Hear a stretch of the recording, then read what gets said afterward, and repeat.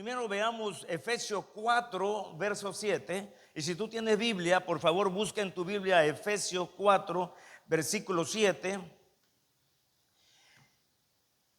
Después vamos a buscar otros, Santiago y también en Primera de Pedro, a manera de introducción. Dice así la palabra: pero a cada uno de nosotros fue dada.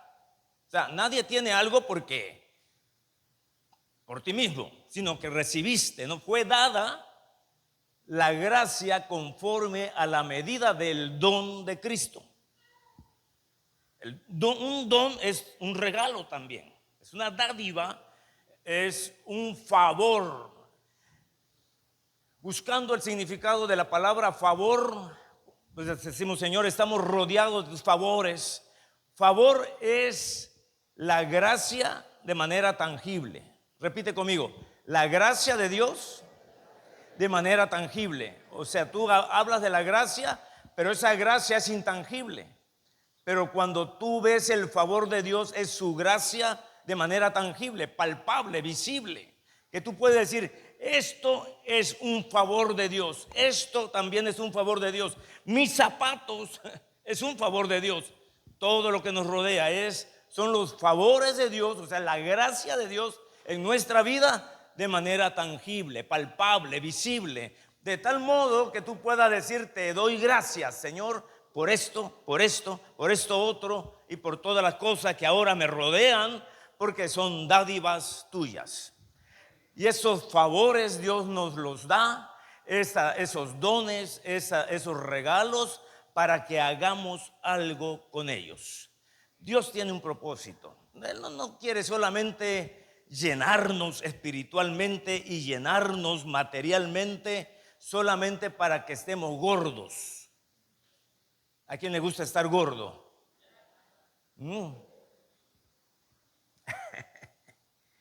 A nadie nos gusta estar gordo, pero no sé por qué estamos gordos. Todo el tiempo nos quejamos que tenemos unos kilos de más, pero no nos gusta, ¿verdad? Pero es porque no debemos quedarnos con todo lo que nos dan. Es para algo, es por algo. Hay un propósito. ¿Recuerdan la palabra que expresó la pastora? Ya no me acuerdo cuándo. Hace poquito. Ella habló acerca de ser bendecidos para bendecir. ¿Cuántos estuvieron en esa prédica cuando estuvo la pastora predicando no hace mucho?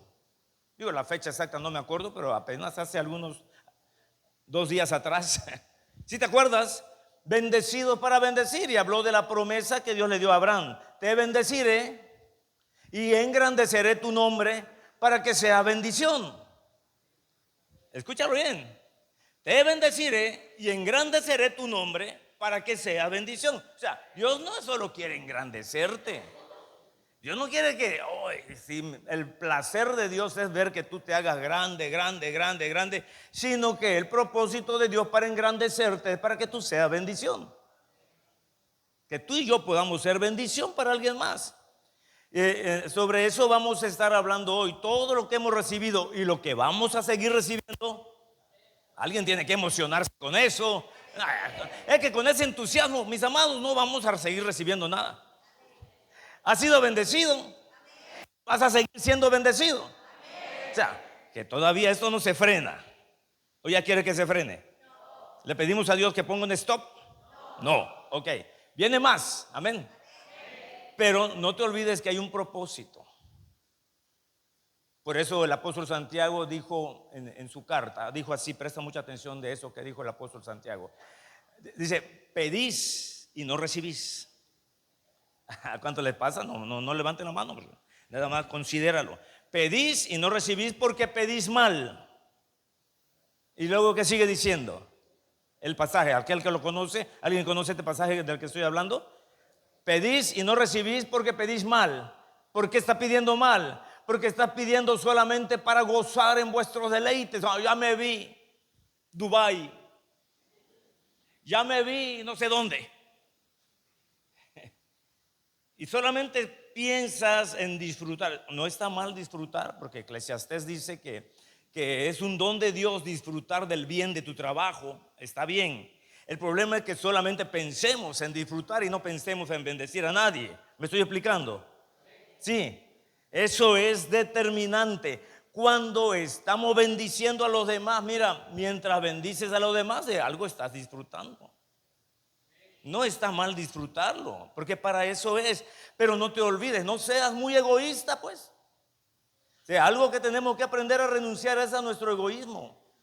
Y al yo y solamente yo, sino que es para repartir. Ese es el propósito del Señor. ¿Te había mencionado otro pasaje? En Santiago, capítulo 1, verso 17, por favor. Santiago 1, 17. Dice así el apóstol Santiago: toda buena dádiva y todo don perfecto, ¿de dónde desciende? De lo alto. ¿Y quién es lo alto? El Padre, ¿verdad? El Padre de las luces, en el cual no hay mudanza ni sombra de variación. Si tienes algo bueno, es porque Dios te lo dio. Aún lo bueno que hay en ti como persona. Recuerda que nosotros como personas no tenemos nada bueno. O sea que Dios no nos escogió porque vio que somos una chulada. Si es que hay algo bueno ahora, es porque el Padre te lo ha dado. La presencia de Él en tu vida es lo único bueno que hay en ti y en mí. Y es lo que va Él añadiendo más y más y más. Su presencia, sus dones, sus dádivas. Entre todo eso, pues hay dones espirituales, hay talentos, hay habilidades que Él quiere que pongamos a su servicio, obviamente. Primera de Pedro 4:10. Vamos avanzando. Primera de Pedro 4:10. Cada uno según el don que ha recibido, ministre. ¿Lo que cosa es ministrar? Servir. Repite, ministrar es servir. Ministrar es servir. Ministrelo a los otros como buenos administradores de la multiforme gracia de Dios. O sea, nada es para que nos quedemos con eso, lo guardemos. Recuerda la parábola de los talentos que el Señor Jesús enseñó, que a cada quien repartió con el propósito de que se multiplique. ¿Recuerdas la parábola de los talentos? Levanta la mano el que recuerda la parábola de los talentos. El Señor, un señor, las parábolas siempre hablan de las cosas que suceden en este mundo. Dice, un señor X se fue de viaje, pero repartió sus bienes y a sus empleados de confianza les dejó sus talentos. A uno le dejó 5 talentos. ¿Cuánto es eso? Digan conmigo, un montón de lana. 5 talentos. Cada talento equivalía a 30 kilos de plata, dependiendo la época. En la época de Jesús estaba promediado en 30 kilos de plata, un talento. O sea, ¿qué harías con 30 kilos de plata? Kilos. Un talento. Te dejan 5 talentos. Dices, wow, soy rico. No es tuyo, es de tu Señor. Te lo dio para que lo administres, para que lo multipliques. ¿Y para qué? Para que seas más rico. Porque es necesario que tú seas bendición. Repito, porque es necesario que tú seas bendición. Pero si no estás listo a ser bendición, nada se va a multiplicar. Y al que dejó 2, este también lo multiplicó por 2, o sea, lo duplicó. Pero hubo otro que recibió 1, porque a cada quien les dada según la capacidad de cada quien también. Así que no te molestes si tú ves que de repente alguien tiene más que tú. Es que Dios da a cada quien lo que Él considera que cada quien puede administrar. ¿Estamos de acuerdo? Entonces el Señor lo que ya te dio es para que lo administres y lo administres bien. Repito, para que lo administres bien. Muy bien.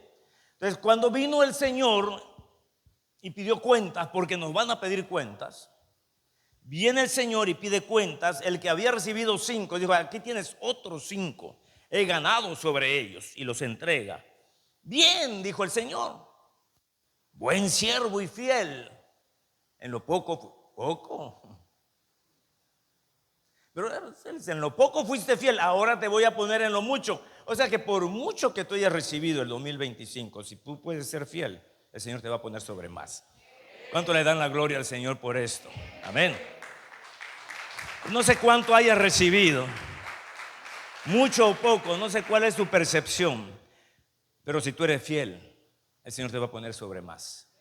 Porque Él dice, en lo poco fuiste fiel, en lo mucho te pondré. Entra en el gozo de tu Señor.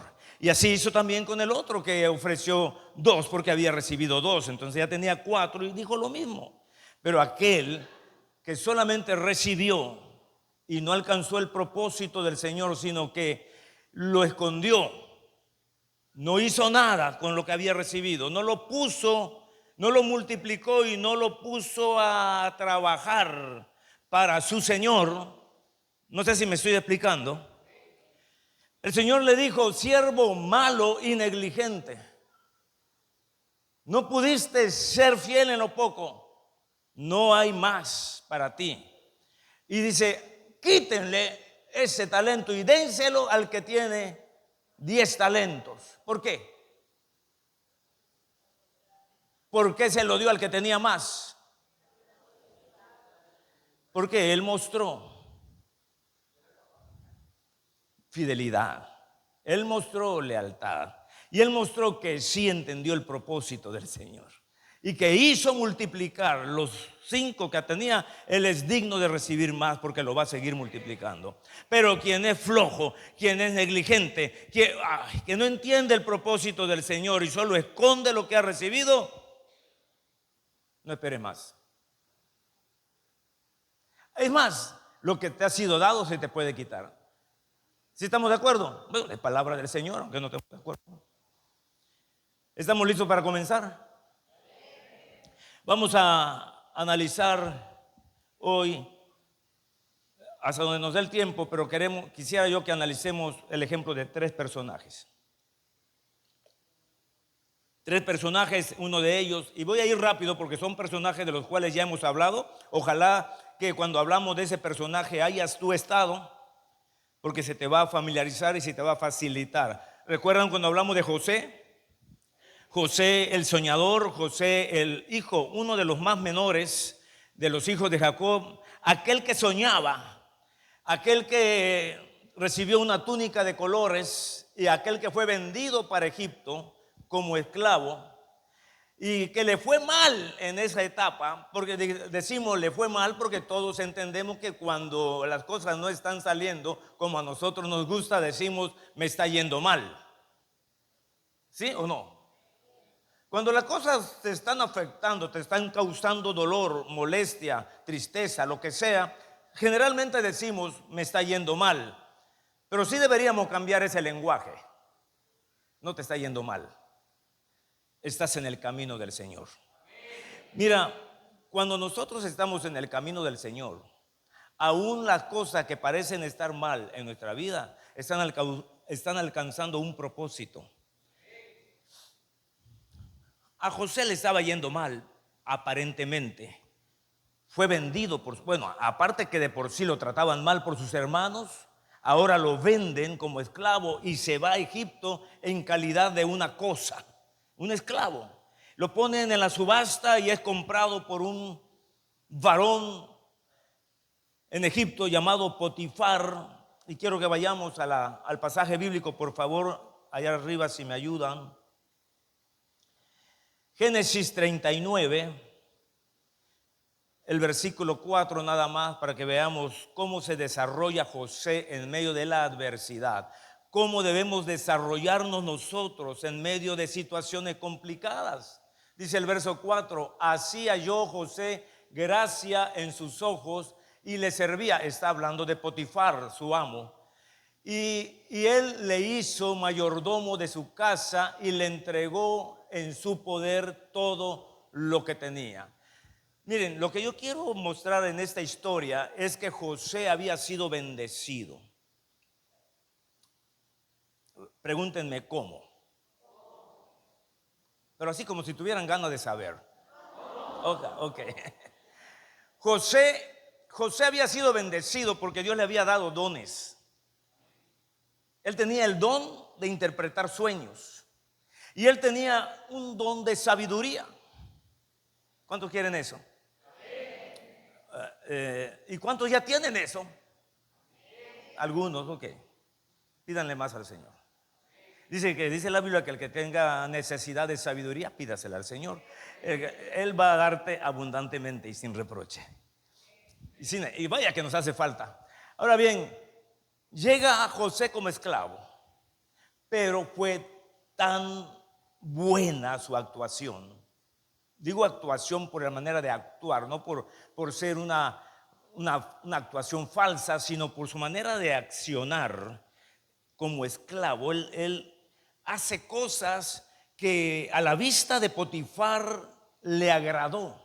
Y le agradó tanto que pone en las manos de José toda su casa. Le hizo mayordomo de su casa y le entregó en su poder todo lo que tenía. Porque vio en él algo especial, sabiduría. Y yo creo que a pesar de su condición como estaba de esclavo y recordar las acciones de sus hermanos, en lugar de amargarlo, porque somos generalmente propensos a amargarnos con las acciones de los demás. Aquí nadie. Generalmente nos afectan las acciones de los demás, ¿sí o no? Nos molestan.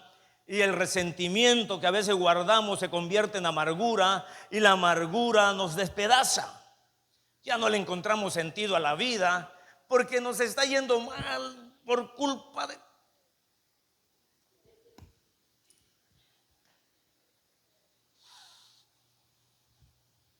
Pero José se desarrolló bien. O sea, no importa cómo sea nuestra situación emocionalmente, sabemos. Y aunque no lo entendamos, sabemos que Dios tiene el control.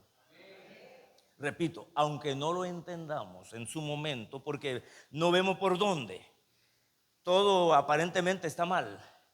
Yo no sé cómo puedo yo declarar que Dios tiene el control cuando aparentemente todo está fuera de control. Mi economía está mal, mi salud está mal, todo, Señor. Y solo falta que me haga pipí un perro, ¿no? Y nuestra actitud es afectada muchas veces por eso. Pero dice que hacía yo, José, gracia a los ojos de Potifar, porque él hacía las cosas bien. No importa cuál sea tu situación, haz las cosas bien.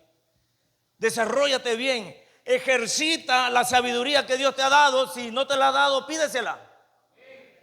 Pero pon a accionar lo que ya recibiste de parte del Señor. Ponlo a funcionar, ejercítalo. Nada te dio el Señor para que lo tengas escondido.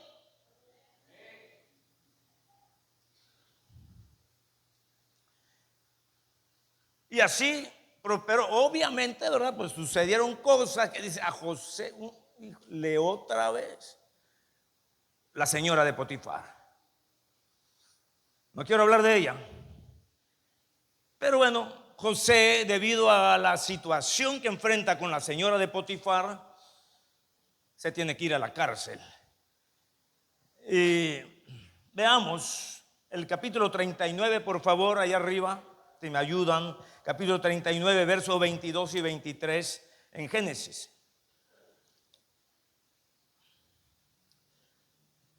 Dice así.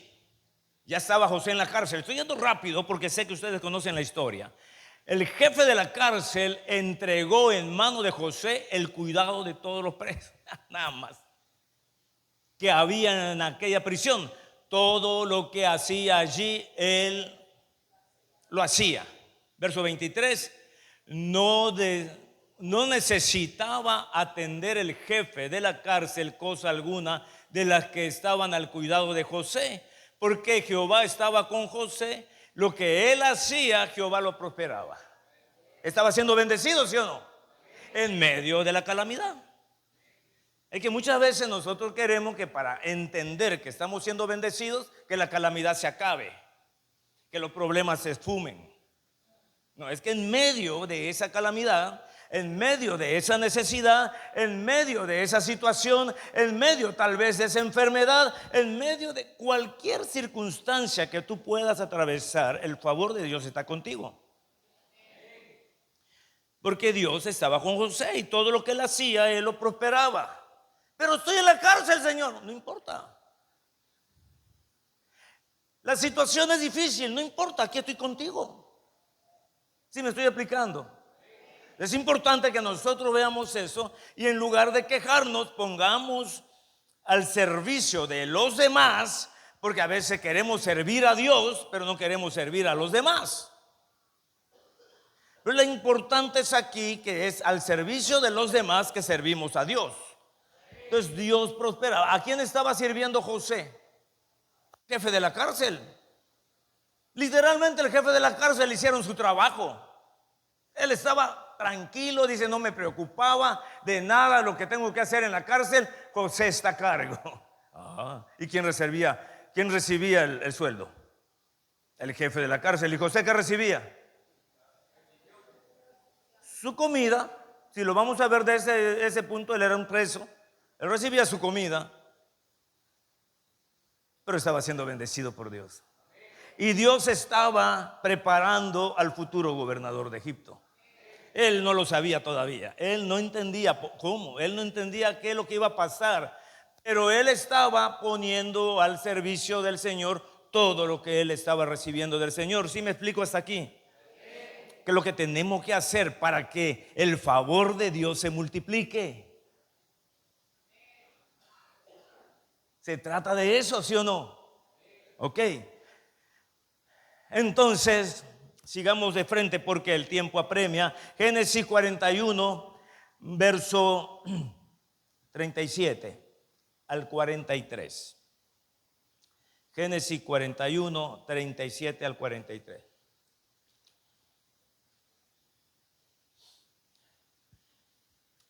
Eso ya fue cuando estaba en la presencia del faraón y José ya le había interpretado los sueños al faraón y le había dado la propuesta, la iniciativa, lo que tenía que hacer como faraón para salvaguardar a su nación, Egipto, de la escasez que se aproximaba. Iban a haber 7 años de abundancia y después 7 años de escasez. Dios se lo mostró a José interpretando los sueños del faraón. Y a Faraón, dice aquí, el asunto le pareció bien a Faraón y a sus siervos. Verso 38. Y dijo Faraón a sus siervos: ¿acaso hallaremos a otro hombre como este, en quien esté el Espíritu de Dios? Me detengo tantito. Que alguien diga eso de ti o de mí sería una tremenda bendición. No importa si tienes dinero o no tienes dinero. No importa si estás en una situación difícil o no. La gente va a ver en ti una cosa muy importante: el Espíritu de Dios. Mira, a lo mejor puedas tener mucho en este mundo, pero si careces de esto, no hay nada en verdad. Porque los lugares importantes son pasajeros, las riquezas son efímeras, dice la palabra. No tenemos nada seguro. Pero la presencia de Dios es la bendición más grande. Verso 39. Y dijo Faraón a José: pues que Dios te ha hecho saber todo esto, no hay entendido ni sabio como tú. Sabiduría. Se nota. Las personas sabias se les nota. Por la fe, aquí está lleno de sabios. Grande es tu fe. Tú estarás sobre la casa de quién. Primero había comenzado sobre la casa de Potifar y luego se hizo principal en la cárcel y ahora el faraón lo pone sobre su casa. Y por tu palabra, le está diciendo a José, y por tu palabra se gobernará todo mi pueblo. Solamente en el trono seré yo mayor que tú. ¡Qué cosa! La cosa que Dios tiene preparado, mi hermano, para ti, no te lo imaginas. Dijo además Faraón a José: he aquí, yo te he puesto sobre toda la tierra de Egipto. Muy bien, vamos a detenernos hasta aquí en este momento en lo que está haciendo José. Ahora ya era gobernador de Egipto. Egipto no era cualquier pueblito, no era una hacienda. Egipto era la nación más poderosa de aquella época. Era una potencia.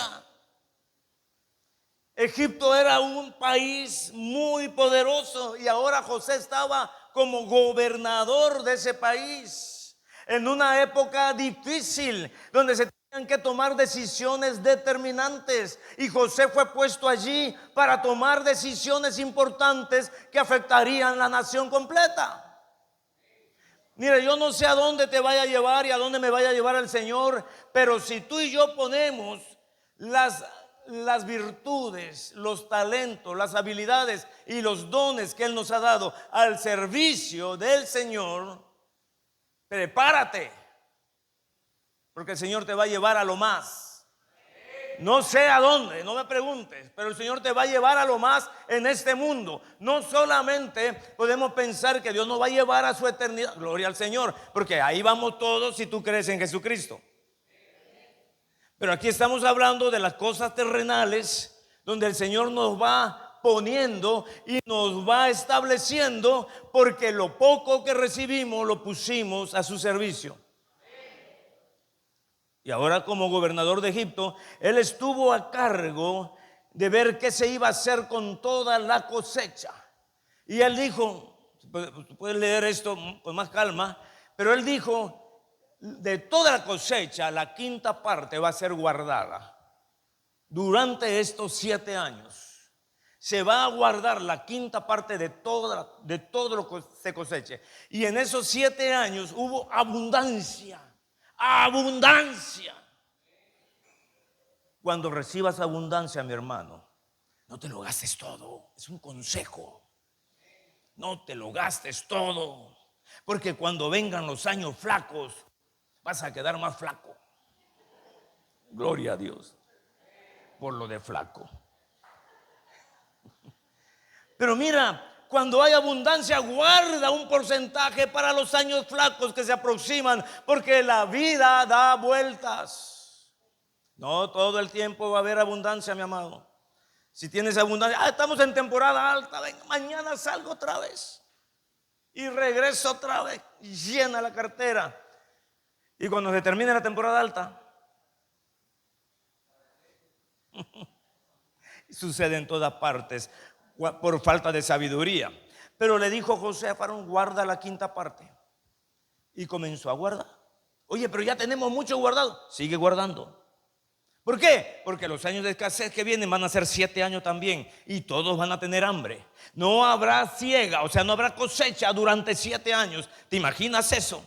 Y no solamente Egipto, los alrededores vendrán a comprar aquí, porque en ningún lado habrá lluvia. No sé por qué de repente Dios cierra las ventanas de los cielos, y cuando Dios cierra las ventanas de los cielos viene escasez. Pero Dios quiere preparar a su pueblo, y su pueblo tiene que obrar con sabiduría y no gastar todo. Ya gastaste todo tu aguinaldo.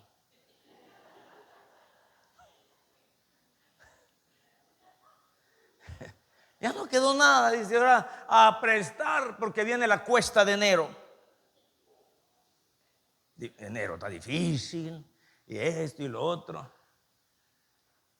Ah, no. Lo comido ya lo comiste. Porque te voy a decir, ay, qué bárbaro. ¿Tú fuiste al súper este fin de año? ¿Cómo estaba el súper? Qué bárbaro. Y para pagar una filotona, no, y cada carrito lleno. Digo, ¿a poco se van a comer todo eso en 2 días? Sí, es hora de celebrar. Está bien, celebren, pero no gastes todo. Muchos se acabaron con todo.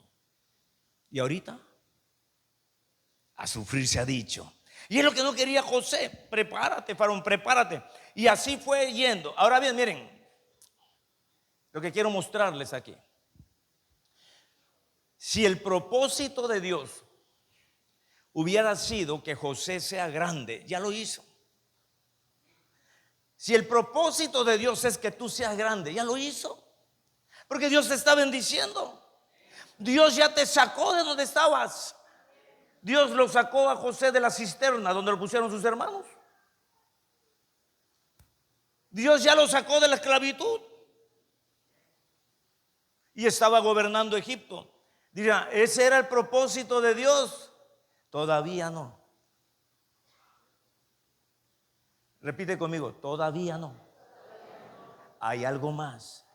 ¿Qué es lo que realmente quería Dios? Se los quiero mostrar en el capítulo 45. Ayúdame por favor, en el 45, a partir del verso 4.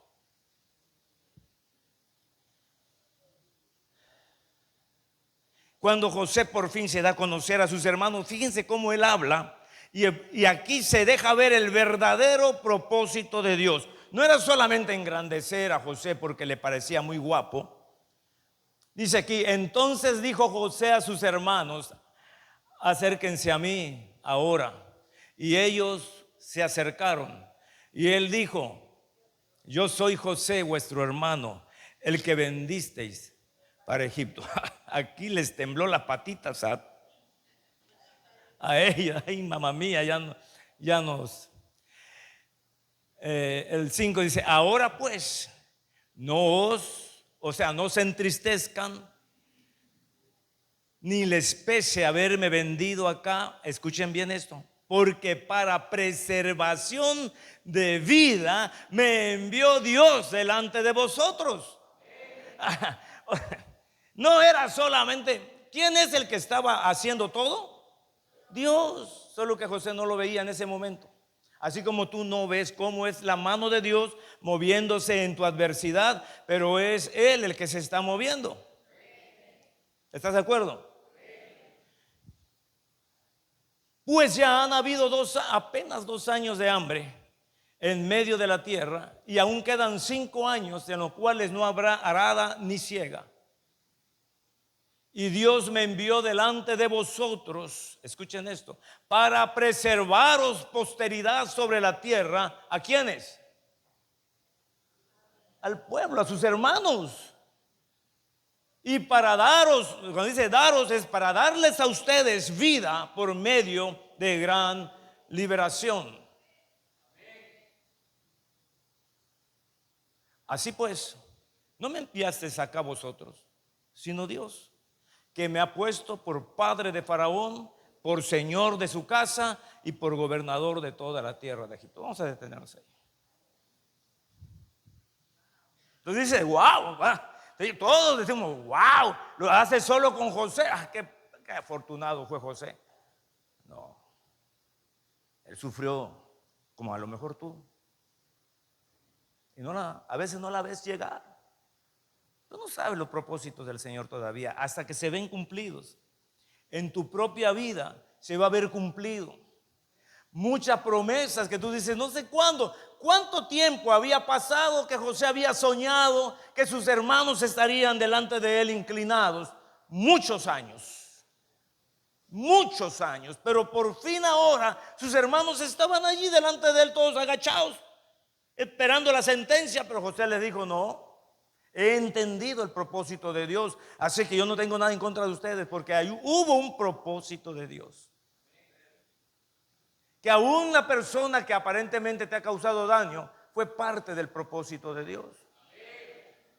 No guardes enojo contra esa persona. Dios te ha estado llevando hacia algo más grande y te va a poner sobre algo grande. Pero haz lo que Él quiere y pon lo que Él te ha dado a su servicio. Vamos avanzando. El siguiente personaje, ¿alguien aprendió algo de la vida de José ahorita? Sí, gracias a Dios. Vamos a ver algo sobre la vida de Ruth. ¿Alguien sabe quién fue Ruth? Alguien dijo la moabita. ¿Y quiénes eran los moabitas? De Moab. ¿Y quién era Moab? Eran parientes de los israelitas, sí, pero eran enemigos. Ahora bien, hubo un tiempo de escasez, otra vez. Había escasez en Belén, donde vivía Noemí con su esposo y sus 3 hijos solteros. 2 hijos solteros, guapos, jóvenes y apuestos, como tú en alguna ocasión tal vez quisiste ser. Movidos por la escasez, emigraron a la tierra de Moab, porque se escuchó que en Moab sí había más o menos la oportunidad, como mucha gente emigra a Cancún, otros emigran a Estados Unidos, porque ahí hay más oportunidades. Así estaba, más o menos se fueron de Belén, de donde eran ellos, y se fueron a Moab, y allí los 2 muchachos se casaron. La esposa de uno se llamó Orfa y la esposa del otro se llamó Ruth. Murió el esposo de Noemí, se quedó viuda con sus 2 hijos y sus nueras, pero luego se mueren también sus 2 hijos. No sé qué pasó, no dice la Biblia qué pasó, por qué murieron. Entiendo que mueren los 2 bastante jóvenes y no dejaron descendencia.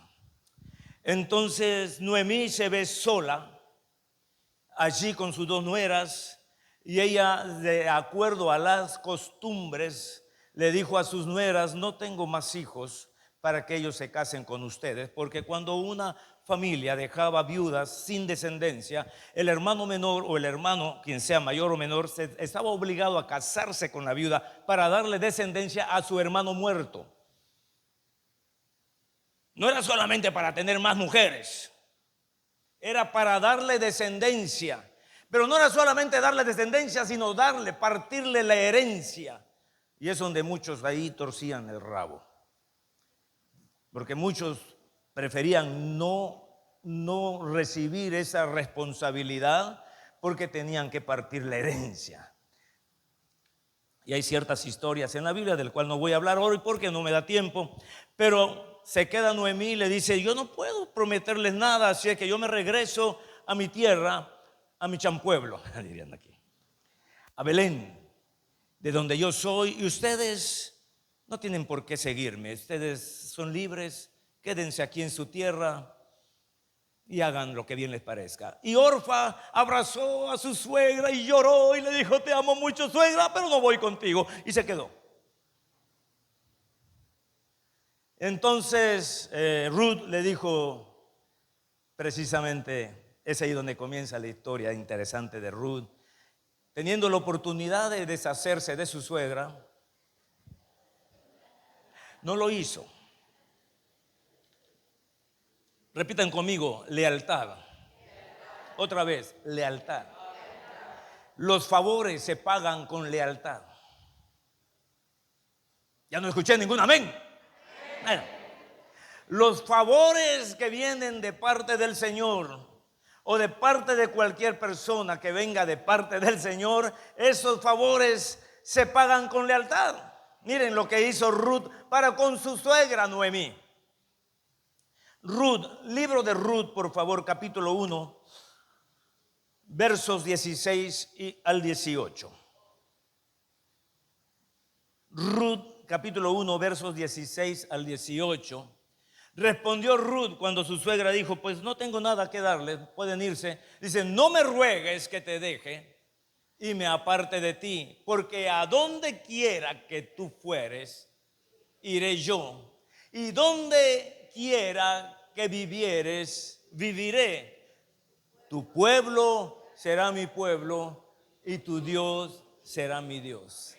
Verso 17: donde tú murieres, moriré yo, y allí seré sepultada. Y así me haga Jehová, y aún me añada, que solo la muerte hará separación entre nosotras dos. ¡Ay! Y viendo Noemí que estaba tan resuelta a ir con ella, no dijo más. Le dijo pues: Kosh, vámonos. Y se fueron a Belén. Pero, ¿qué esperanza tenía? solamente vivir con su suegra hasta que las dos mueran. Ella no estaba realmente persiguiendo una herencia que ya no había. ¿Me explico? Porque a cualquiera pudiera decir, es que a lo mejor vio que había una herencia. Pero no. Pobrecita Noemí se quedó sin nada. De hecho, Noemí quiere decir alegría. Pero ella cuando llegó a Belén dijo, ya no me llamen Noemí, llámenme Mara, porque en amargura está mi alma. Porque ella se quedó sola. Ahora su nuera, en un gesto de lealtad y de solidaridad, se une a ella y no la dejó sola. Le estuvo haciendo compañía con mucha lealtad por lo que ella ha sido para ella. Sin duda fue una buena suegra. Mis amadas, pase lo que pase, sean buenas suegras.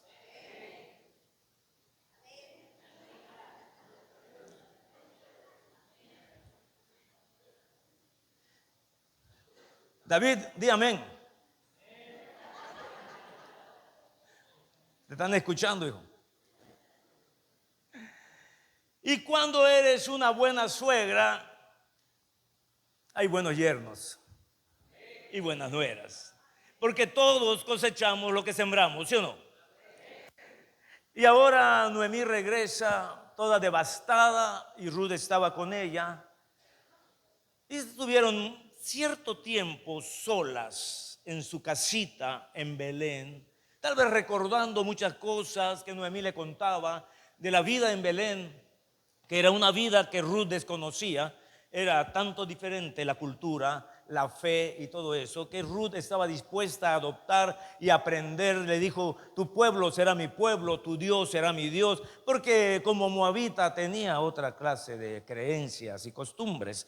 Pero ahora estaba ella dispuesta a adoptar no solamente a Dios, sino a su pueblo. Repito, no solamente es Dios, sino también es... ¿Y cuál es el pueblo de Dios?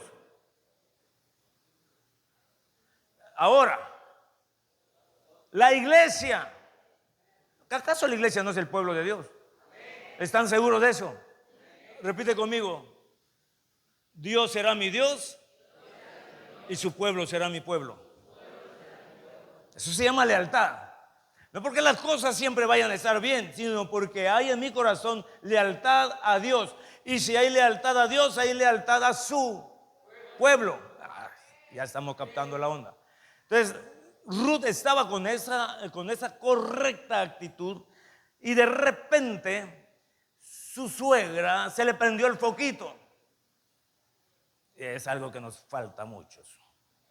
Se le prende el foco y le dice, mira Ruth, aquí en mi tierra hay esta costumbre. Le dijo, mira, por derecho tú debes pedir o matrimonio o pedirle a uno de los parientes de tu difunto esposo que te tome por esposa. Y mira, yo conozco a un tipo, es un tipazo, guapísimo, pero olvídate de lo guapo, es riquísimo. Tú te puedes imaginar a una suegra instruyendo a su nuera y le dice, mira, de acuerdo a las costumbres de mi pueblo, si tú vas ahora, ellos están cosechando porque ese muchacho es un muchacho que ya está en la edad casamentera, tiene 40 años. Se le está pasando el tren. Y ese muchacho es riquísimo y ahora es la época de la cosecha. Él está con sus sirvientes, sus empleados, está ahora cosechando y no regresan hasta que termine la cosecha. Ellos duermen en el campo. Ve ahora y de una manera sigilosa acuéstate a sus pies, acurrúcate. Esta era la señal de que iba a ser entendido, de que ella estaba pidiendo que vos, que era el muchacho apuesto y rico, se casara con ella. Porque él era pariente del difunto. ¿Me estoy explicando? Entonces Ruth no sabía nada de eso. Entonces su suegra la instruyó. y ella obedeció. Con mucho trabajo, pero obedeció. Y dice, ¿en serio, suegra? Así. ¿Y está guapo? Sí. ¿Y en verdad tiene lana? Sí. Ok. ¿Vale la pena? Sí. Ok, vamos. Entonces ella siguió, se acostó a los pies de Boaz, así se llamaba el tipo. Y cuando Boaz despierta, se da cuenta y la reconoce que era la esposa, la moabita que había venido con Noemí. Y dice, ya sé qué es lo que ella quiere. Chispas, se levanta. ¿Qué hago? Y se le acuerda que hay otro pariente más cercano todavía. Y que él era el que estaba más obligado. Y le dice, mira, te voy a hablar así. La neta de las cornetas. Yo no soy el más apropiado. Hay otro pariente que le corresponde esa obligación. Más que privilegio, lo veían como una obligación. Y si él rechaza esa obligación, entonces te doy mi palabra que yo te tomaré por esposa. Entonces sucede que ella hace los trámites también con el otro y el otro dijo, nanay. No, dice, no me interesa, no quiero y punto. No aceptó la solicitud, entonces Boaz lo toma. Vamos a ver, a que vean que no solamente cuento mío. En el capítulo 2 de Ruth, versos 11 y 12.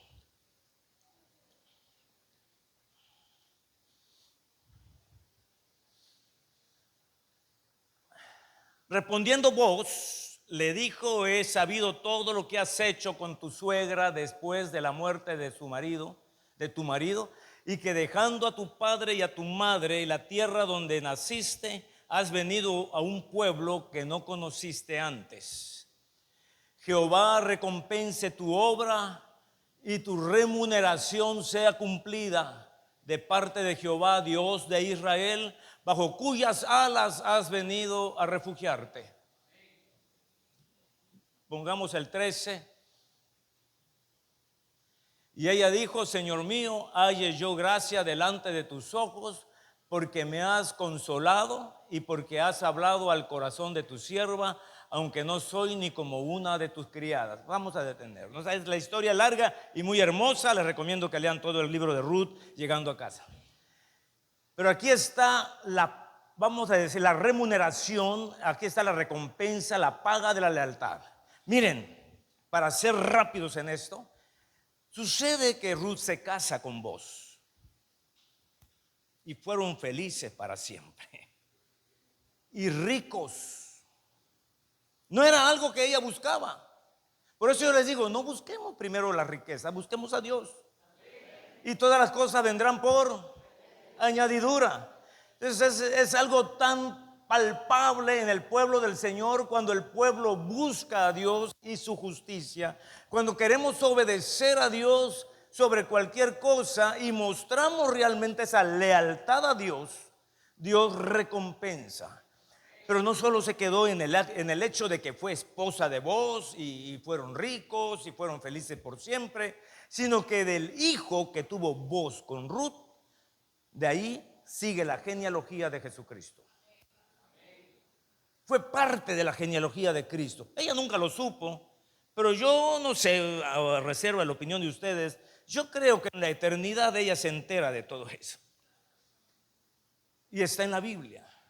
De la descendencia de Ruth y Boaz nace alguien que fue parte de la genealogía de Cristo.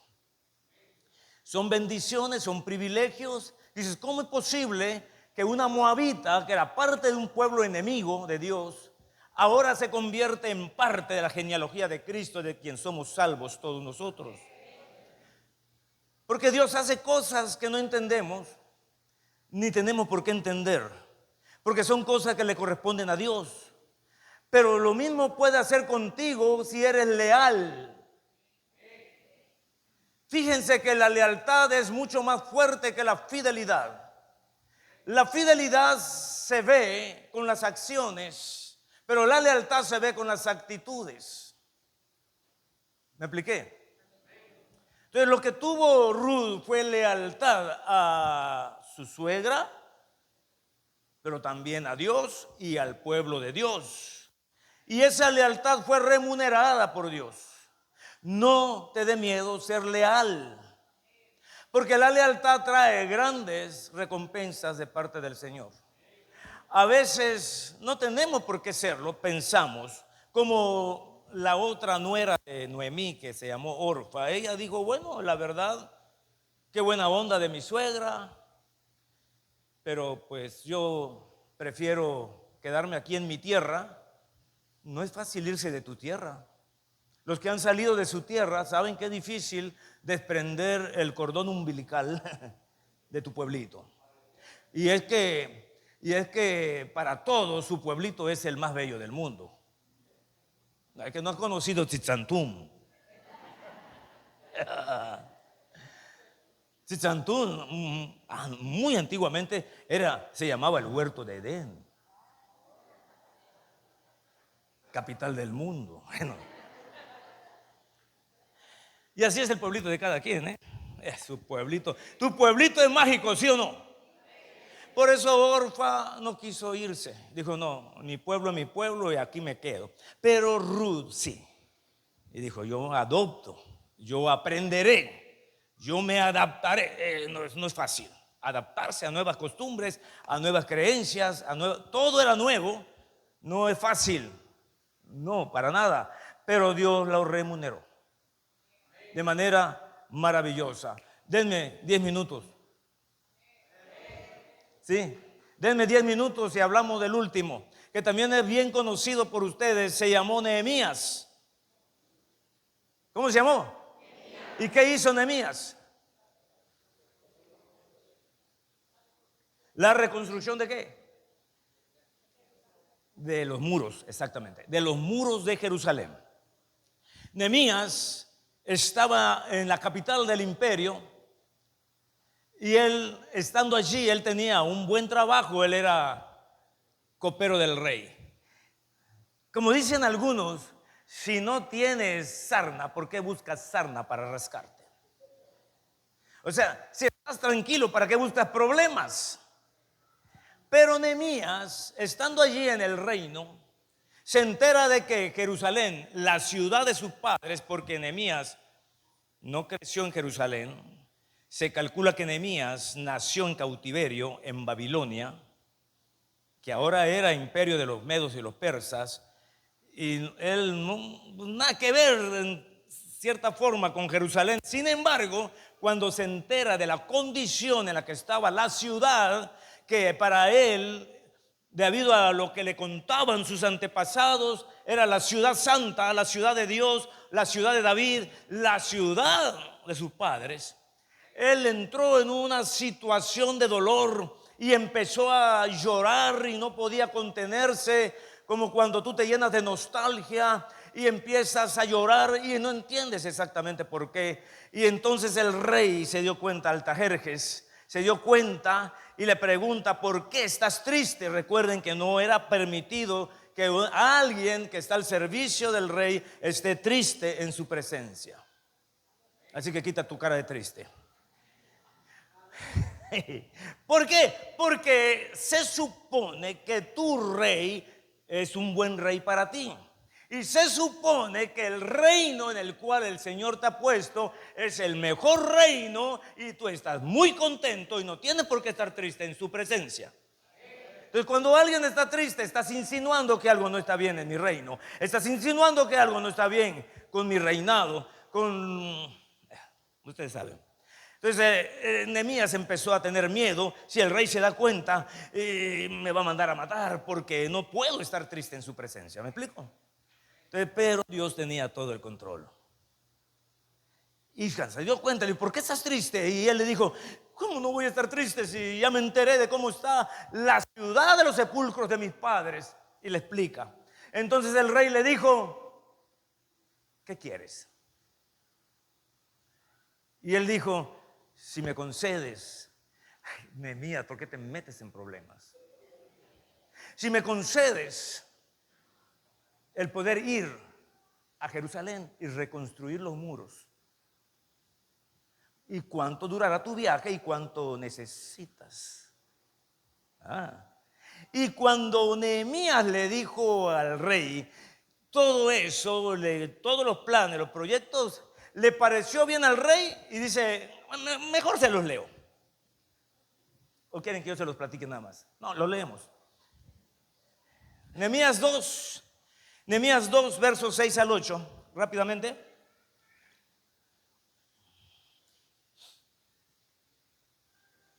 Muy bien, dice, entonces el rey me dijo, y la reina estaba sentada junto a él, es que es importante eso, ¿no? Que la reina estaba de acuerdo, ¿cuánto durará tu viaje y cuándo volverás? Y agradó al rey enviarme después que yo le señalé tiempo. Además dije al rey, si le parece al rey, que me den cartas para los gobernadores al otro lado del río, para que me franqueen el paso hasta que llegue a Judá. Y cartas para Asaf, guarda del bosque del rey, para que me dé madera para enmaderar las puertas del palacio de la casa y para el muro de la ciudad y la casa. ¿De quién iba a ser la casa? De Nehemías. Presta atención aquí, no te despegues de esta, en la que yo estaré. Y me lo concedió el rey según la benéfica mano de mi Dios sobre mí. Miren, ¿a quién estaba yendo a servir Nehemías? Al Señor, que es lo que iba a reconstruir los muros de la ciudad. ¿Quién lo mandó? ¿Quién le dijo? Nadie, pero Dios pone una carga. Dios pone algo que se llama una necesidad de hacer algo. Como dice el apóstol Pablo, me es impuesta necesidad y ay de mí si no anuncio el evangelio, porque era su pasión por Cristo, ¿no? Y así Nehemías fue llenado de una necesidad de ir y reconstruir. ¿No estabas bien, tranquilo, sirviéndole la copa al rey todos los días? Era toda su chamba. Vivía bien, vivía en el palacio. Se piensa que la habitación de Nehemías estaba al ladito de la habitación del rey, porque él tenía que estar 24/7 pendiente de que si al rey se le antojaba una copa a las 4 de la mañana, sonaban las campanitas y Nehemías tenía que estar pilas para servirle la copa al rey.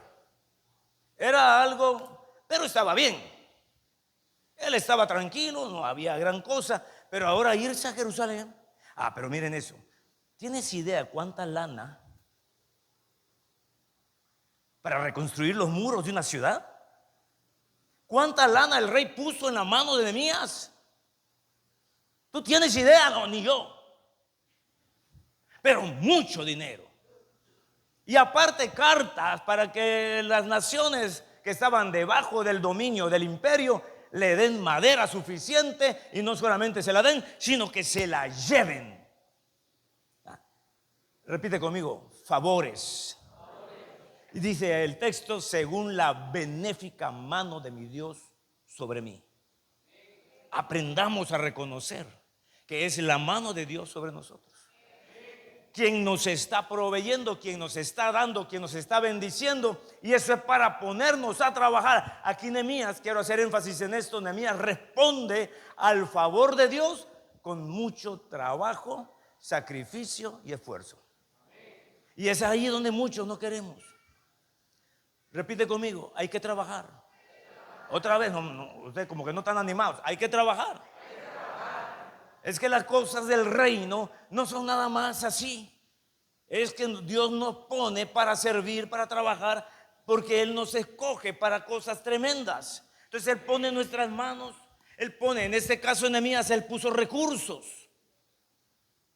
Ahora, no solamente le dio para construir los muros, sino también le dio para su casa.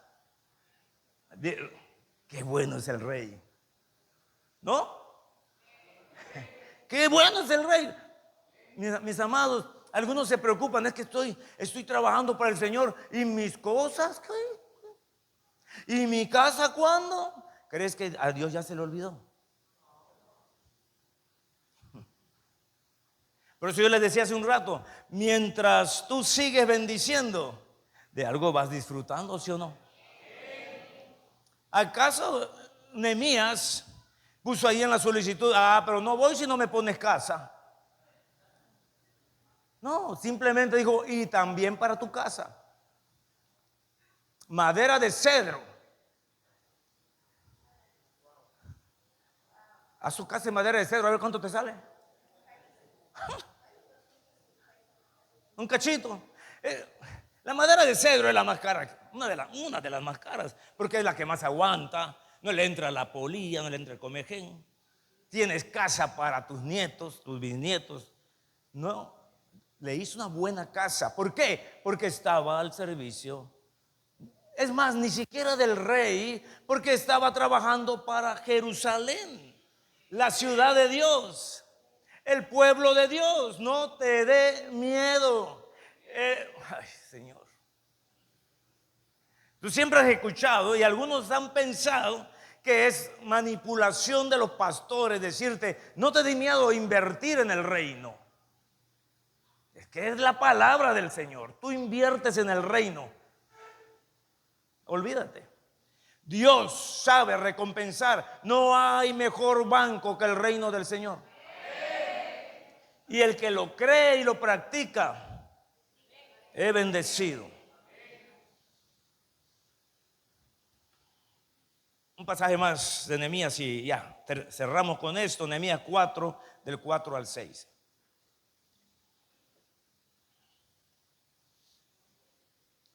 Dice así: oye, oh Israel, oye, oh Dios nuestro, que somos objeto de su menosprecio. Estaban siendo atacados por los enemigos. Y vuelve el baldón de ellos sobre su cabeza y entrégalos por despojo en la tierra de su cautiverio.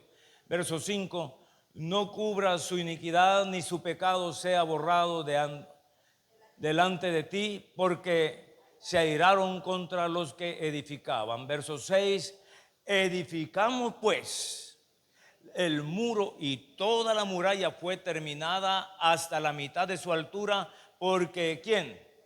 El pueblo tuvo ánimos para trabajar. Muy bien. ¿Qué es lo que estoy queriendo mostrar aquí?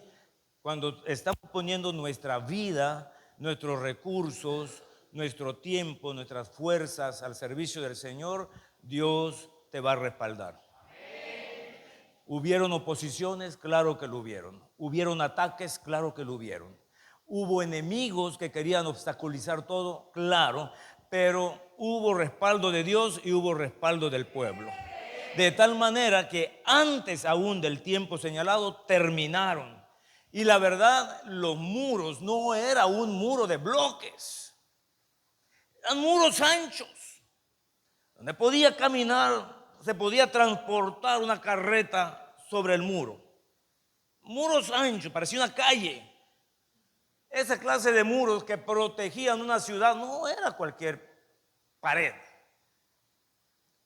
Mucho trabajo, muchos recursos, mucho esfuerzo, pero cuando hay alguien dispuesto a hacerlo, Dios recompensa. Nehemías se volvió gobernador. ¿Para qué les cuento más? Él no fue con el deseo de ser gobernador. Él solo quería reconstruir los muros porque sentía dolor de ver la ciudad de Dios destruida. Pero Dios tenía otros planes. Y yo sé que Dios tiene planes grandes para ti, para mí, para todos nosotros.